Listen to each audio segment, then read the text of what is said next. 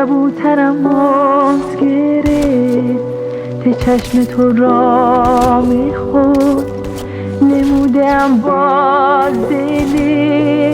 رمیده را دست مکش به موی او مات مشو